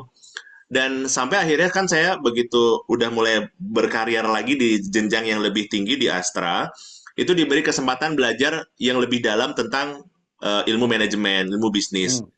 Dalaman yang tadi Mas Adi cerita, itu kan unsolved matrix yang Simbah Unsolved ini udah jelas lah proven dari berbagai macam industries, dan saya cenderung memilih yang itu hari ini. Ibaratnya gini, kalau mungkin pakai narasi yang lebih bisa diterima sama teman-teman yang hadir pada sore hari ini, kalau sekarang kita lagi jualan frozen food di rumah, di komplek, kira-kira gitu ya. Saya pakai analoginya yang gampang. Jualan frozen food di komplek. Produknya adalah frozen food, marketnya adalah 1.000 rumah di komplek itu. Sekarang mungkin yang beli baru 50 rumah, baru 60 rumah. Maka effort yang harus kita lakukan di tahap awal adalah memilih untuk mengembangkan di existing market dulu. Itu di komplek yang sama. Gimana caranya ningkatin dari 50 ke 60 rumah? Nggak usah nambah produk dulu deh. Biar fokusnya satu, jelas yang udah kita punya. Karena kan nambah produk, mikir lagi ya. Di belakangnya juga banyak lagi turunannya. Belum storage-nya kalau terbatas. Terus treatment-nya beda, yang frozen sama fresh misal gitu. Terus kita jual nih ke kompleks, sampai akhirnya udah mentok, katakanlah mentoknya itu berapa karena relatif. Katakanlah udah 300 rumah, oh udah bagus banget tuh. Karena yang dagangan frozen food di komplek dengan ada 1.000 rumah, mungkin ada banyak gitu ya, ibu-ibu rumah tangga yang lain. Nah, itu tahap yang pertama. Saya memilih untuk mengedukasi dan mengadvise klien-klien kami untuk melakukan itu dulu yang pertama. Lalu baru kita ke yang kedua, pengembangan market. Nah, belum nambah produk, pengembangan market di luar komplek. Kalau selama ini jualannya di dalam komplek, sekarang mulai ke komplek sebelah. Ke komplek kanan, ke komplek kiri, ke relasi dari tempat kerjanya teman di kantor di mana gitu. Produknya masih sama. Market digedein. Nah, itu masuk di fase yang kedua. Udah mentok, baru boleh tuh yang tadi Mas Adi juga setuju banget. Product development baru mulai masuk di fase ketiga. Jadi market existing, market development yang kedua, dan product development yang 3. Jadi mulai nih nambahin, ada mungkin setelah frozen ada tambahin mungkin fresh di buah-buahan. Kalau masih dagangannya dengan tempat yang sama yaitu adalah di rumah gitu. Jadi akhirnya lama-lama orang mulai mulai menempatkan trust bahwa kita tuh one stop service di rumah ini gitu. Punya banyak hal dan lain sebagainya. Nah, kalau udah settle, udah bisa dibilang nih nggak goyang lagi, udah mulai kokoh. Kalau mau mikir diversifikasi itu di stage yang keempat, itu wajib menggunakan dua, saya mungkin pisah yang pertama adalah uangnya harus pisah Ya, dari bisnis yang pertama. yes. Yang kedua orangnya harus pisah. Karena keahliannya juga bisa berbeda, kebutuhannya juga Berbasis berbeda. organisasinya. Kadang kita tuh mikirnya diversifikasi itu, ini seringkali ya, dulu salah satu pemilik bisnis properti yang dulu sempat jadi mentor saya waktu mau bikin properti, dia adalah pemilik, kalau Mas Hadi tahu seberangnya Menara 165 itu ada Sibis. Ya, Nah, betul, beliau Sibis. pemilik itu dulu jadi mentor saya sempat beberapa bulan di Kalimantan, ketemunya di sana di proyeknya dia juga. Nah, itu dia bilang sama saya, waktu saya ketemu beliau pas sudah kembali ke Jakarta, gimana kabar Balikpapan Ki? Udah gue berhenti, gue nggak lagi di sini. Kalau lu gimana? Bro, di namanya Reza, di Kalimantan. Udah, gue udah selesai dengan proyek di sana. Dia bilang gini sama saya. Bagi gue, kata dia, nambah cabang sama dengan membunuh bisnis gue lebih cepat. Garis Oke. bawah, garis Hmm, bawah nih, garis bawah. hmm, hmm. Kalau gue nggak bisa metain marketnya dengan tepat, Ya, kalau gue nggak misahin uangnya dengan tepat, dan gue nggak misahin organisasinya dengan tepat. Nah itu, garis ya, bawahnya itu. ya, Dan itu setuju. kan kejadian sama apa yang saya lakukan. Saya berharap punya diversifikasi bisnis, tapi orang-orangnya itu sama. Bikin bisnis baru, nanti orangnya sama. Mungkin yang key personnya boleh, karena kita punya thinker mungkin ini. Tapi begitu udah Ya, di level eksekusi beda. harus Dan beda. benar Mas Hadi, diversifikasi saya yang di retail minimarket di Balikpapan, itu orangnya beda semua. Hmm, Sama urusan otomotif, urusan properti, sama urusan oli gitu. ya, Itu ya. beda semua organisasinya. Dan uangnya juga berbeda Mas Hadi ternyata. Hmm, hmm, Jadi hmm. akhirnya bener nih, saya meyakini bahwa ternyata konsep ini saya udah pernah terpapar dan pernah menjalaninya juga. Jadi akhirnya Ya, advice, yang sering terjerumus dalam definisi itu karena ada terminologi ini Mas, don't put your egg in the same in the one basket. Padahal itu sebenarnya untuk investor. itu Itu tuh untuk investor. Itu untuk investor. Itu tuh bukan untuk entrepreneur yang persis, lagi growth, yang lagi growth. Di persis. situ. Di situ. Dan jiwanya, setuju nggak gini Mas Rizky? Saya tuh selalu bilang begini, jiwanya entrepreneur itu serakah. Ah, Jadi ketika kita lagi baru mulai dan dapat duit banyak, itu proposal datang. Dan itu biasanya main ambil aja tuh karena ngelihat tadi, karena jiwa serakahnya tadi dan lagi punya duit nganggur benar. di situ. Karena ya saya pernah profesional dan jadi entrepreneur juga kan. Nah, saya selalu saya lebih meyakini filosofinya Jepang. Jepang itu konsisten. Dia tuh istiqomah. Ketika satu dia terus satu sampai gede. Contoh misalnya Ajinomoto, Pocari Sweat, Iya, Yakult, dia cuma satu, tapi jadi nomor satu di dunia. iya, Baru setelah jadi konglomerasi, baru dia investasi kemana-mana banget. di situ. Tapi beda dengan mazhabnya Amerika. Di situ Amerika tuh ya tadi serakah karena ventures di situ. Nah itu yang apa saya pahami. Mas Rizky gimana nih sebagai apa sekalian paragraf penutupnya kita nih. Kayaknya kita bikin satu episode lagi yang episode kedua nih. Seru, Karena untold story-nya banyak nih, untold story-nya nih. seru, seru, seru, seru. Subhanallah. Karena memang kisah yang kedua itu ada hubungan directnya dengan investor-investor juga, tapi beda beda gaya. Kalau dulu kan investor konvensional Mas Hadi. Ya. Kalau yang saya temui di episode 2 adalah yang venture-venture capital. Hmm. Dan uangnya beda gamenya. Nanti ini teaser tipis-tipis aja ya. Uang yang masuknya kalau dulu masih di range 2 sampai 7 miliaran, yang ini udah sampai 88 miliar. Ah, Gamenya lain udah lebih cerita. mengerikan gitu. Yes. Nah, Yes. saya balik lagi tadi, Mas Hadi, ternyata saya dulu salah menilai. waktu saya dulu bekerja di Astra, saya melihat banyak banget perusahaan Astra. Wah, kalau gue punya perusahaan sebanyak ini keren kali ya. Anak Hmm, muda, anak hmm, muda. hmm, Dan saya di-challenge sama kepala cabang saya waktu itu di Balikpapan, yang akhirnya jadi partner bisnis saya yang berdua tadi. hmm, Itu beliau tanya gini ke saya, Ki, lo mau jadi direktur umur berapa? Waktu itu kan saya 22 tahun tuh, Mas Adi kan. hmm, hmm, Lo mau hmm, jadi direktur umur berapa? Terus saya tanya beliau, kalau Bapak sekarang usianya berapa? Kan Bapak kepala cabang nih. Bapak hmm, usianya berapa? Gue hmm. 36. Dia kepala cabang usianya 36. 36. Waduh, Tua amat ya. masih lama nih. terus, terus saya bilang, saya pengen jadi direktur sebelum usia 30. Walaupun dalam hati kayaknya masih lama. Pengen besok aja lah. Makanya saya langsung memilih menjadi bisnis. Langsung menjadi direktur di perusahaan sendiri. Dan langsung pengen kayak Astra yang punya banyak perusahaan. Dan itulah kesalahan saya dalam menilai Astra. Karena Hmm. ternyata setelah saya mempelajari lebih dalam, dia itu juga belasan bahkan puluhan tahun, bisnisnya hanya satu, Toyota. Yes, yes, yes. Namanya juga Kijang, kerjasama Indonesia-Jepang, singkatannya. Jepang. Ya, Tahun 90-an dikasih hak penjualan, lalu habis itu ditawarin sama Toyota Jepang untuk ambil authorized dealership. Dan waktu itu yang supply hanya ada dua di Indonesia. Yang satu adalah Astra, yang satu adalah Nasmoko di Jawa Tengah. ya, Benar ya, Mas Hadi ya? ya. Nah, yang di Jawa Tengah itu ditawarin nggak mau. Dia nggak mau ngambil authorized dealer. Dia ya udah mau gini aja. Jadi akhirnya yang ngambil Astra Internasional sebagai Toyota authorized dealer ATPM-nya Ya, adalah Astra Internasional. Dan ya. si Pak ya apa Nasmoko, Pak Steve, Pak Bastian yang sekarang itu menjadi akhirnya mengambil dari Astra. Tapi Hmm. belasan puluhan tahun bisnisnya satu, Yes, otomotif. yes, Sampai akhirnya mengkonglomerasi, kalau kita saksikan sekarang dia menggurita, hampir mayoritas semuanya urusannya ke otomotif. yes.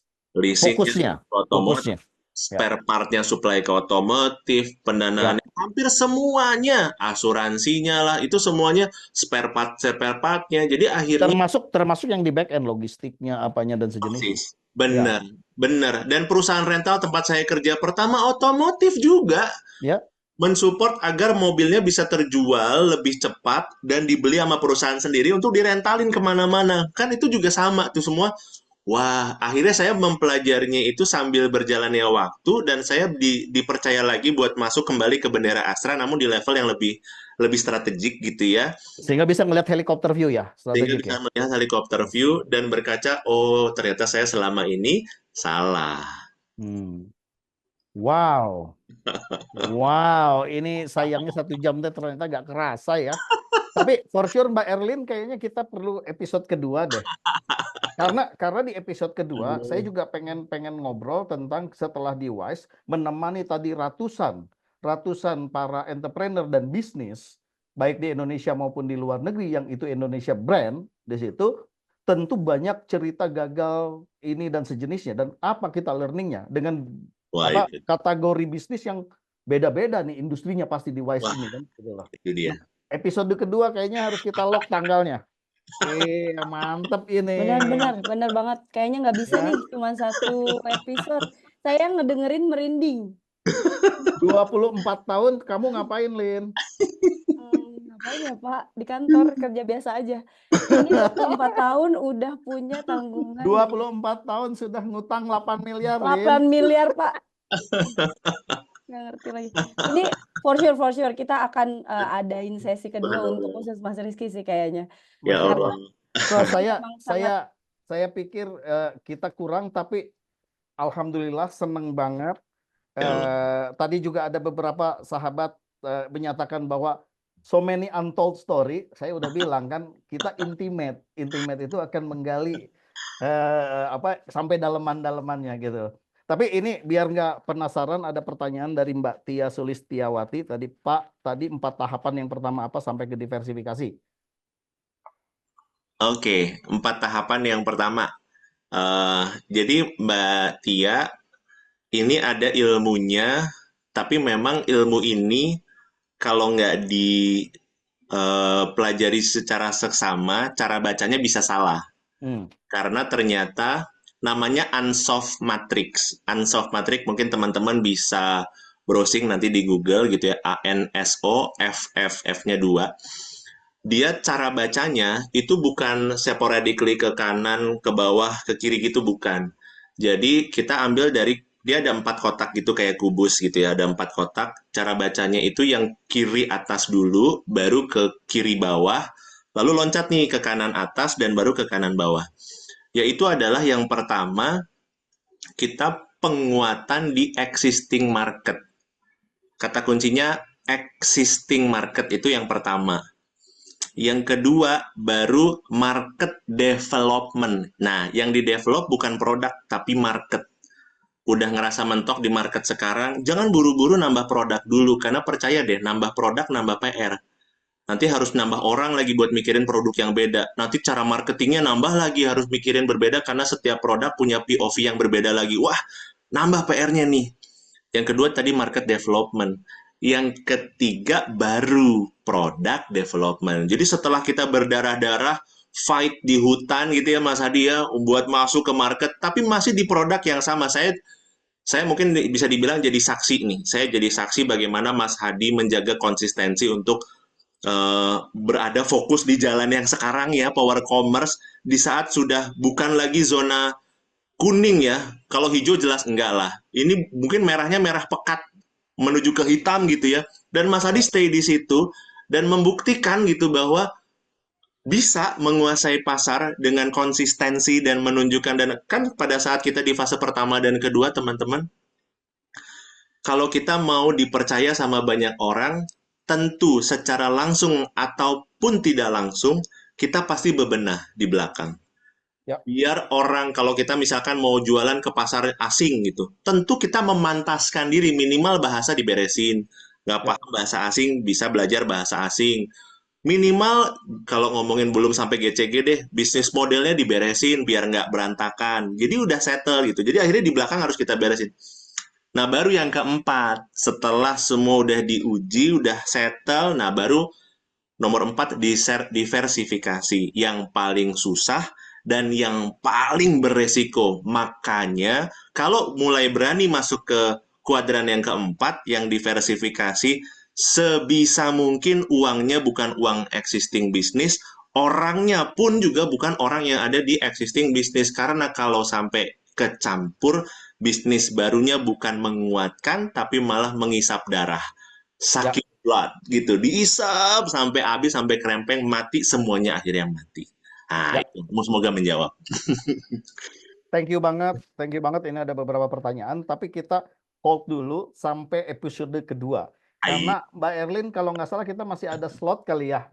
Ada. Ramadan ini. Ada. Pokoknya kita gali dia. Ya. Ini ya teman-teman, Allah. ini teman-teman, mudah-mudahan teman-teman bisa saya pribadi banyak belajar, banyak kemudian apa namanya 1 jam ini dapat inspirasi, dapat validasi kalau saya kan gitu, inspirasi dan validasi ya Benar. gitu. Bahwa apa namanya yang tapi ternyata 1 jam ini nggak cukup dalam perjalanan seorang Mas Rizky yang gila. Gua lebih, bro, lu lebih gila dari gue. Enggak lah. 24 gue baru manajer doang kan gitu loh, tapi multinasional company gitu loh. Yo, itu dia. 28 jadi GM, tapi gue belum punya utang 8 miliar kalau lu ke bank. Aduh, deg-degan saya ceritanya juga tadi. Itu gila gitu loh, Aduh, itu gila gitu loh, itu gila. Tapi oh, anyway, Mas Rizky, thank you banget, thank you banget. Mudah-mudahan kita banyak. bisa ketemu lagi. Kita biasanya teman-teman kalau di Masjid Jami Bintaro ya, Benar. suka sholat di situ asar apa dan saja. Nah, saya tuh suka ketemu karena kantornya sebelahan sama kantornya Mas Rizky. Itu. Ya, Mudah-mudahan manfaat buat semuanya. amin, Mas Rizky, thank you banget. Insya Allah semuanya berpahala dan berkah. amin, amin, amin, ya Allah. Dan teman-teman yang di Indonesia Timur, mohon maaf, ini kayaknya udah pada mulai siap-siap buka Oh, ya. Yang di Indonesia Barat, insya Allah kayaknya kita harus sudah apa namanya oke. siap-siap berburu tajil ya. di situ, dan semoga lancar nanti berbuka puasanya dan juga sampai puasa sampai akhir Ramadan nanti. Insya Allah. Mas Rizky, thank you banget. Makasih Matur banyak. nuwun. Saya nggak mau minta closing statement karena harus ada episode 2. Oh, Closing statementnya nanti di episode 2. siap. Dengan senang hati, dengan senang hati. Let's go. Thank you banget teman-teman semuanya. Terima Assalamualaikum warahmatullahi kasih. wabarakatuh.